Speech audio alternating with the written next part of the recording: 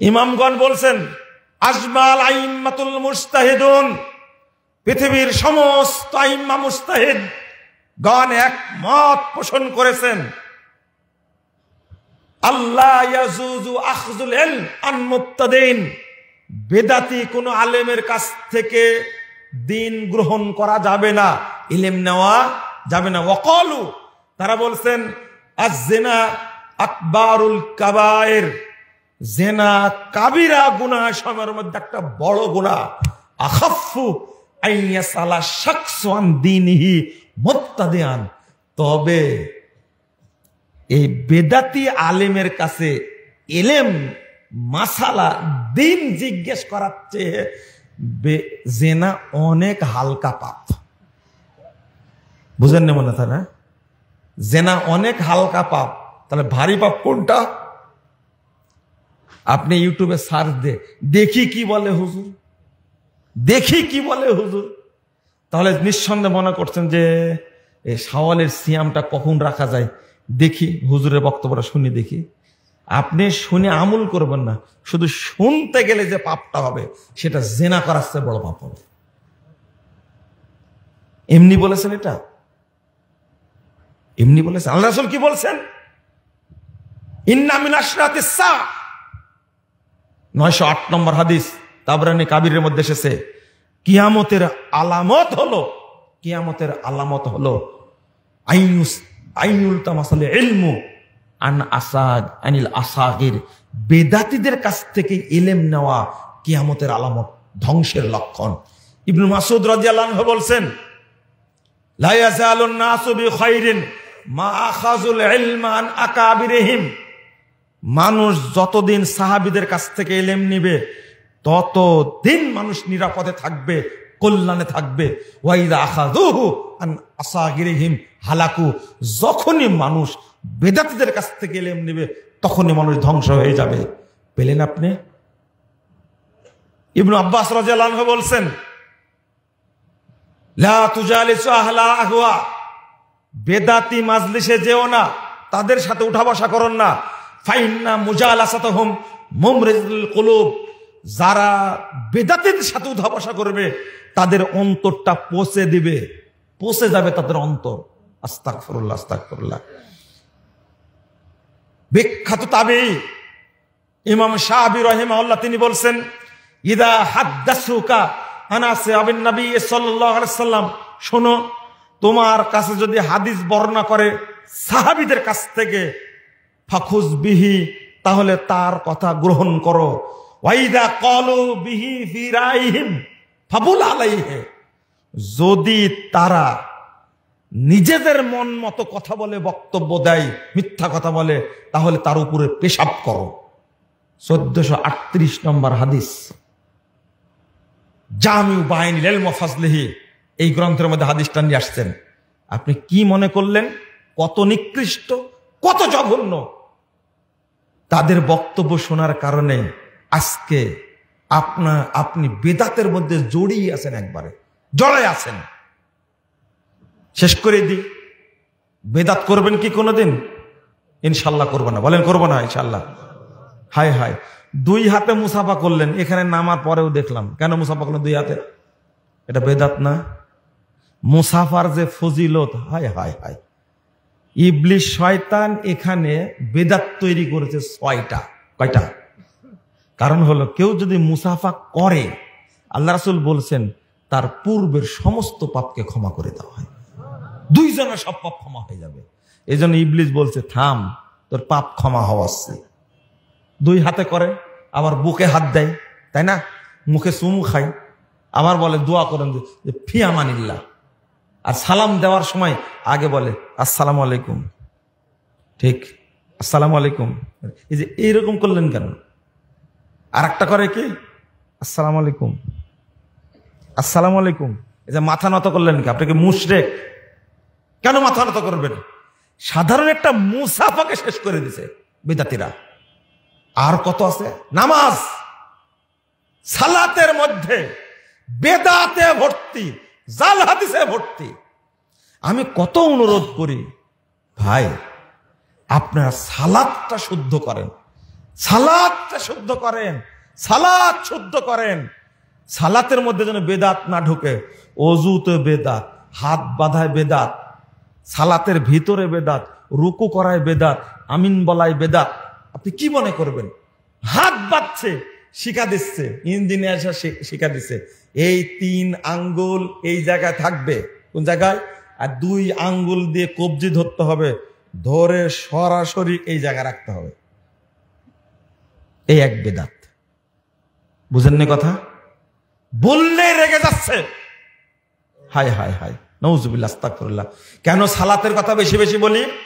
আল্লাহ রাসূল সাল্লাল্লাহু আলাইহি ওয়াসাল্লাম বলছেন, আউয়াল মা ইউসাল্লিল আবদু ওয়া ইউহাসাবু বিহি, কাল কিয়ামতের মাঠে সর্বপ্রথম বান্দাকে জিজ্ঞেস করা হবে, সর্বপ্রথম তার বান্দার সালাতের হিসাব নেওয়া হবে।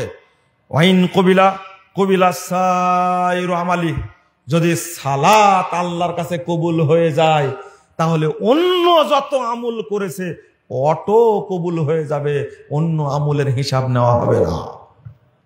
বুঝেন না মনে হয় কথাটা? সালাত কবুল হয়ে গেল, হজ অটো কবুল হবে, সালাত কবুল হয়েছে, সিয়াম অটো কবুল হবে, সালাত কবুল হয়ে গেছে, যাকাত অটো কবুল হবে, যত ইবাদত করেছেন সব কবুল হবে যদি কি কবুল হয়? সালাত। তাহলে আগে সালাত শুদ্ধ করতে হবে না?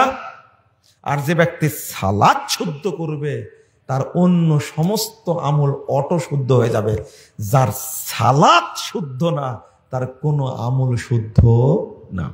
আল্লাহ রাসূল এরপরে বলছেন, শুনে রাখো, ওয়াইন রুদ্দাত, যদি সালাত কিয়ামতের মাঠে বাতিল হয়ে যায়, আল্লাহ যদি বাতিল করে দেন, রুদ্দাস আলাইহিস সাইরু আমালি, ও জীবনে যত আমল করেছে সমস্ত আমল তার উপরে নিক্ষেপ করা হবে। এই নিক্ষেপে জাহান্নামের তলদেশে পড়বে। সালাত পড়তে হবে রাসূল সাল্লাল্লাহু আলাইহি ওয়াসাল্লামের তরিকায়, অন্য কারো তরিকায় পড়া যাবে না।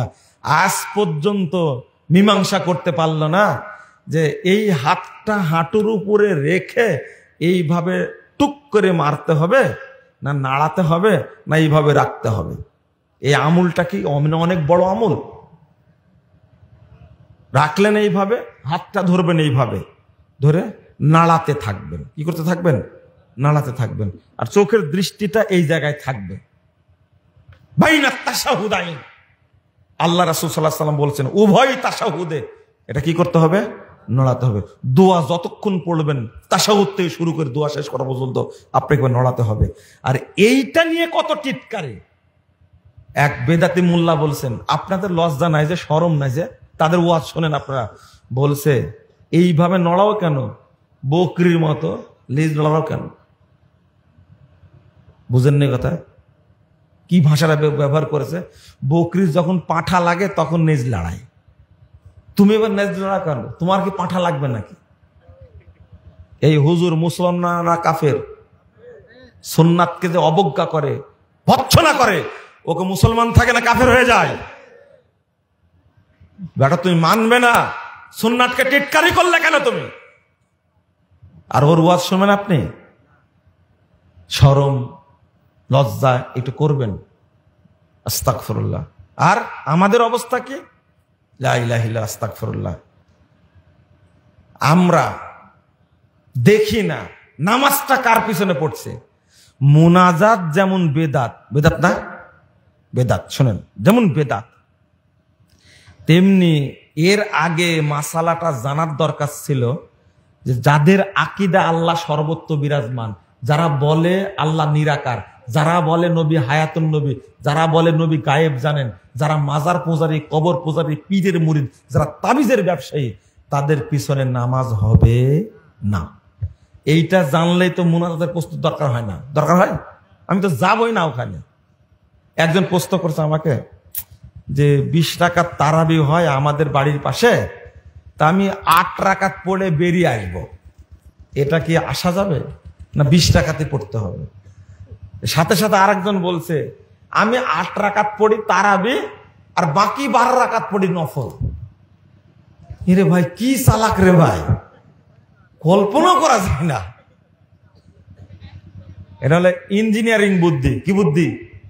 ইঞ্জিনিয়ারিং বুদ্ধি। শোনেন, আমি প্রশ্ন করলাম 8 রাকাত পড়েন আর 80 রাকাত পড়েন, এটা পরে বলেন তো, যে ইমামের পিছনে পড়েন তারাবি, ওই ইমামের আকীদা কি?